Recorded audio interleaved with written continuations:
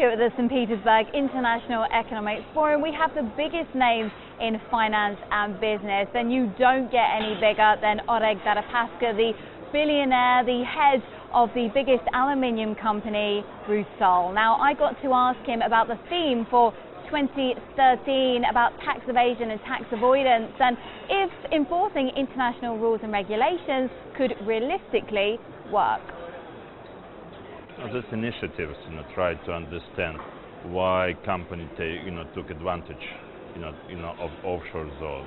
Yeah, they must just provide, better, condition at home, and then company, maybe consider to change the way they sail, to change the, inside logistic in their value chain creation. This may work for some countries. But we have to understand that there would be some country who would lose, this opportunity. And for Russia, we have quite a high tax rate compared to a resource-based economy. In Russian budget, 40% of GDP is quite a high, result which was achieved already, through the proper tax administration. But a lot of things could be done.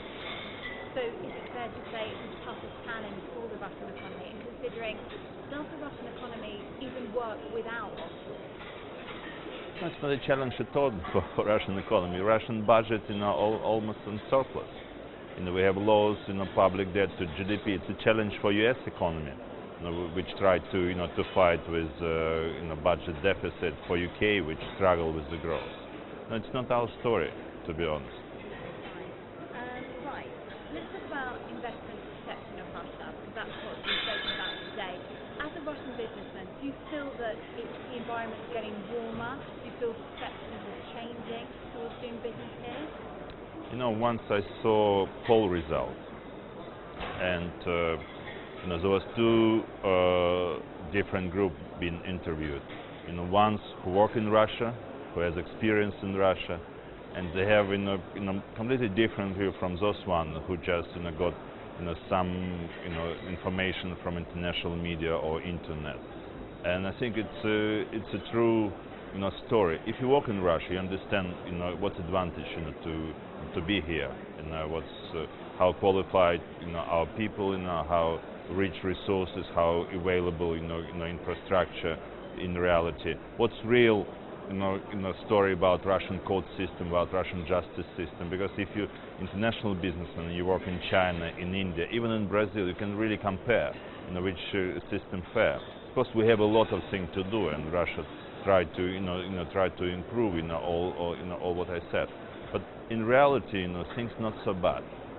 And if you work here, you can make profit, and you can make, create sustainable business. This is the reality for the big companies. Look at Volkswagen, Toyota, even GM. This is reality for the small company which come for Russia to provide new way of service and manufacturing. So does Russia just have a bad image then? Is it an image problem? No, I think it's it's easy. Russia is not a country. I heard today in one of the panel. Russia is a continent with its own culture, tradition. And of course, you wanna, you could imagine that we're in London or in suburb of London, but we're somewhere in Voronezh, in Samara, and you need to adopt, your view and the way people live and the way people look at your request. And this is, something which, just needs, real, patience, to understand. And staying with Russia, I want to talk about the Russian ruble, because there's been talk about depreciating it. What advantages would that give to the Russian economy? What effect would it have, and is it a good idea?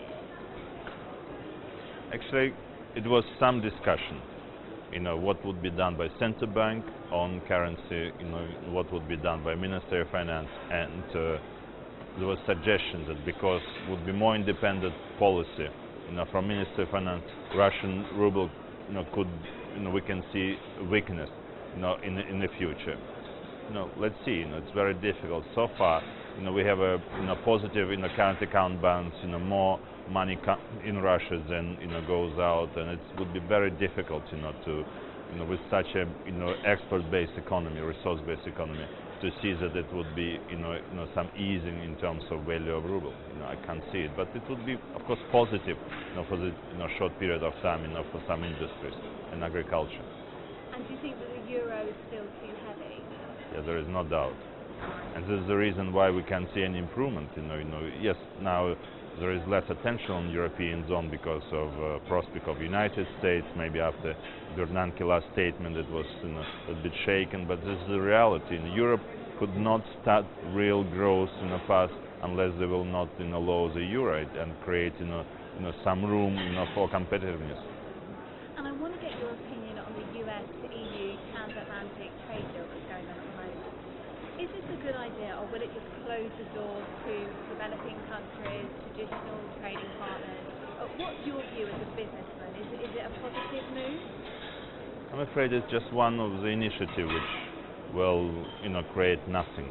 In my personal view, US should much more focus on Latin America and South America. This is their zone of trade advantage and actually opportunity to develop better tie will create better export opportunity for US company. I'm not sure about this possible transatlantic treaty. Maybe just nice word. In reality, wouldn't create any substantial difference. And I want to talk about the Rosneft and China deal that was potentially struck up. $60 billion we're talking about. But what does that mean for trade? Is it all about China and Russia from now on? Is that the right way forward? Is this trade tie just going to increase and develop as we go forward? Is it all about the East? Yeah, but look, we said 2/3 or maybe more, let's say, 80% of Russia in Asia. And if you compare, yes, $60 billion, but it's about 7 or 10 years. I don't remember, what's time horizons. And if you compare our trade with Europe, I think our trade relation $430 billion with Europe, only with Europe. And I think, it's relatively small number. It's fair to understand that Rosneft developing Eastern Siberia deposits will need market its soils there. We finished pipeline to the Pacific Ocean, and there is our customer in Northern Asia, Korea, Japan. But our main trade customer in Asia is China, and of course China wants to create more opportunity for its own market. That's why they propose such a good deal for Rosneft, and why they shouldn't take it. And I want to ask you've mentioned before in the past that you don't believe in a slowdown to China, that it's all hearsay. Do you stand by that now? I think China still have a reasonable opportunity to grow, and their new urbanization program, a lot of efforts to fight with environmental damage which they created over expanding few industries like steel, aluminium, cement, chemical, will create for them a chance to stabilize the growth. They have to understand, we talk about growth of 10% 10 years ago, when China was half of the size, and we talk about 7% now, when China economy 2 times bigger. In relative number, you couldn't compare, and still maintaining this type of growth, it's pretty impressive. And we see the bureaucracy, it's quite efficient, solves the problem. We see their companies, they're quite strong and developing a lot of know-how. I can see that, plus their focus on local market, on developing new infrastructure, will also support this growth. I can see the slowdown, and I can see much risk in next 2-3 years in China. And I want to talk about metal prices, because that's obviously your bag. They've taken a bit of a battering. What's the situation now, and are we ever going to see pre-crisis prices again?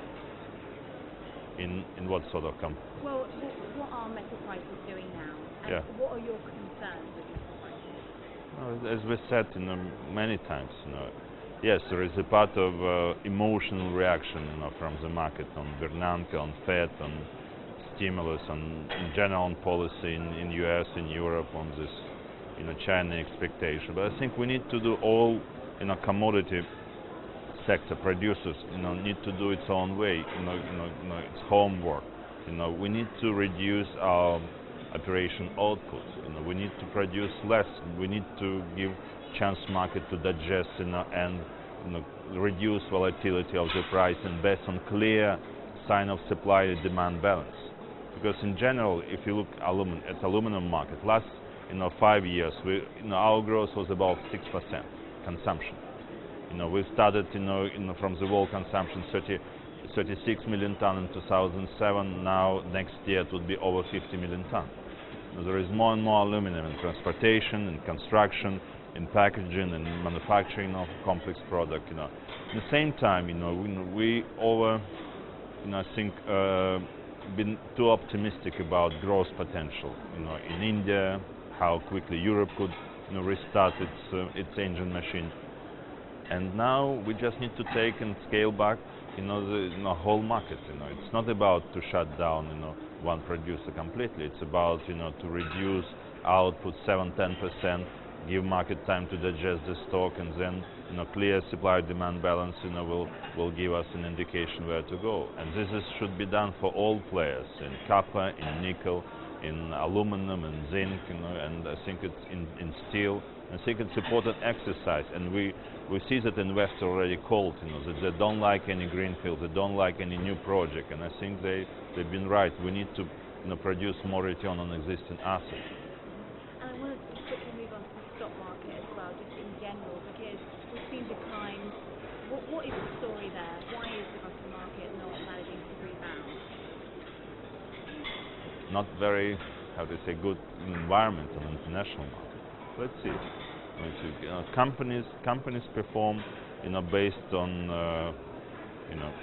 underlying, strengths, and I see that Russian companies developing in the right way, and we have a great potential in the Russian market. As I said, construction, residential market, on agriculture, we can see a lot of improvement, manufacturing, transportation. Government announced more investment, and resources would be supplied to solve some bottlenecks. Actually, very optimistic that we will perform better. How market will react? There is a lot of emotions about Fed policy. There is still dispute how attractive Russian stock market because of corporate governance and so on. But let's see in 3 years. I'm optimistic. Good stuff. And finally, the Federal Reserve as well, because we've had a few easing products in November 19 talking about tapering this $85 billion bond purchasing process. What will happen if that does come to an end? Is the global economy ready for the tap to be turned off? I don't think, will U.S. eliminate its budget deficit? Will U.S. Treasury ready to pay higher interest on their debt? I just think it's sort of testing the water. I'm not sure it was done properly in the right time, but it's done, and based on promises, people really change their view on some of their investment.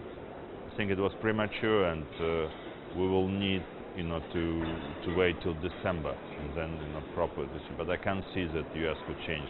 It would be big disaster for them. It would be bigger disaster for Europe.